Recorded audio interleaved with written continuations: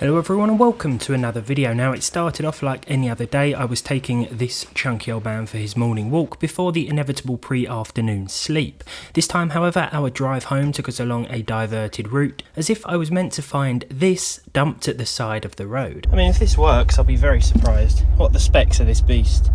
The Digilogic DDVDC1. A free CRT TV is too good to pass up, especially with the premium on anything that could be labelled retro these days. Ironically, this Digilogic DDVDC1 was a budget unit back in the 2000s, retailing for under £100 in UK stores. Fast forward to today, and its second-hand price is almost exactly what it cost brand new. Obviously, it isn't quite in the same condition, but it's just the thing I wanted for my authentic PlayStation 2 gaming setup.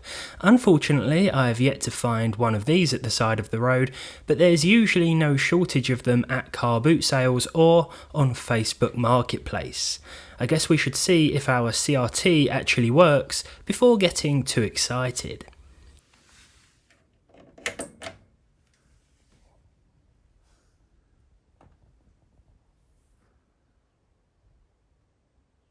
Ah, there are those childhood sounds, the heavy click of the power switch, the familiar buzz of the tube warming up, and that classic hair-raising static that covers the glass.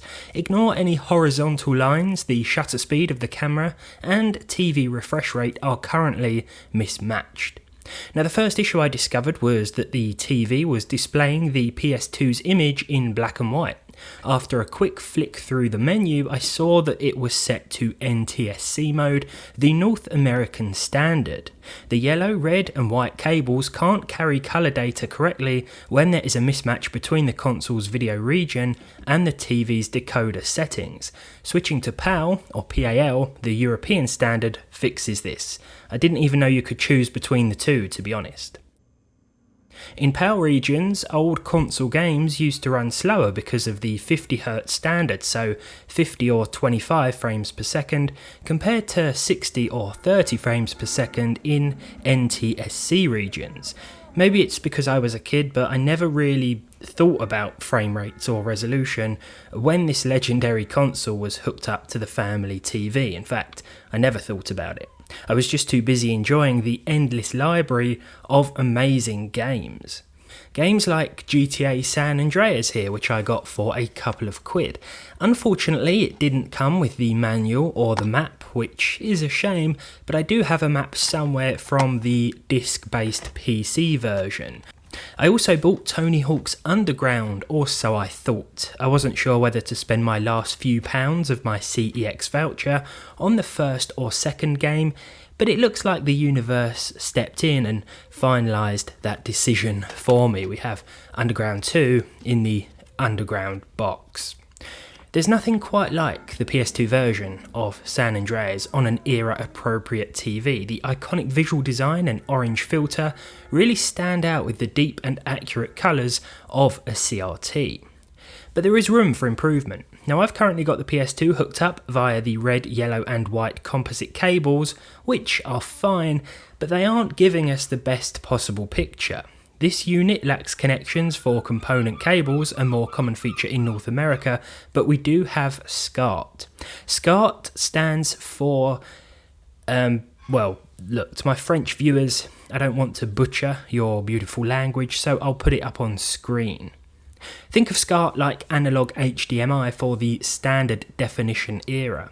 This 21-pin connection became a European standard in the 1980s and 90s, carrying better quality image and audio.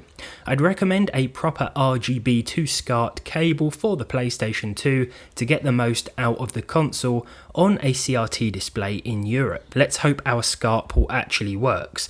There were a lot of cobwebs in here, so hopefully Mr. Spider hasn't done any damage. It certainly won't be water damaged because it's not rained here in about a month, which is very unusual, but it's the perfect weather for dumping electronics outside of your house.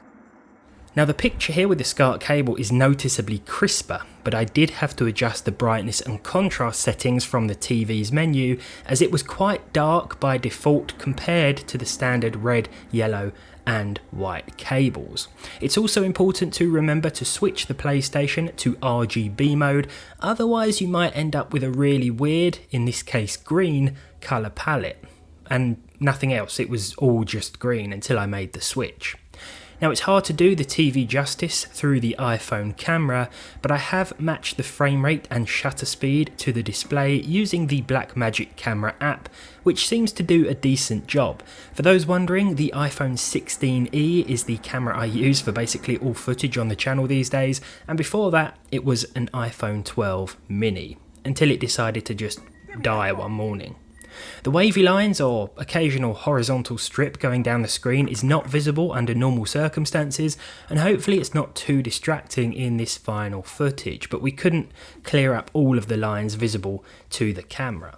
Considering this is a budget CRT display, I think it still looks pretty good, and the speakers produce well-rounded audio.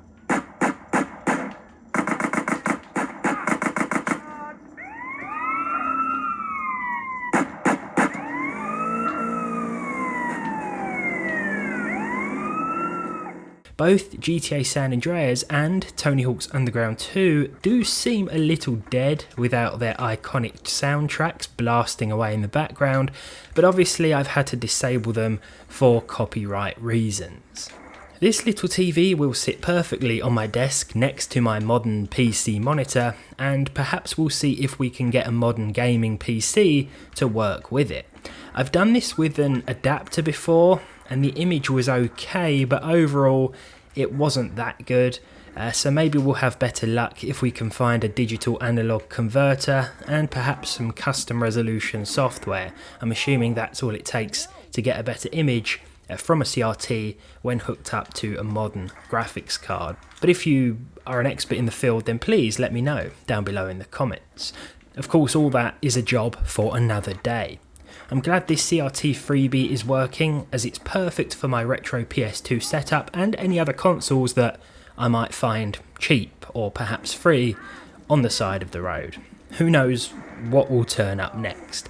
Thank you very much for watching. I'll leave you with the rest of the footage from these PS2 era games, and hopefully I'll see all of you in the next one.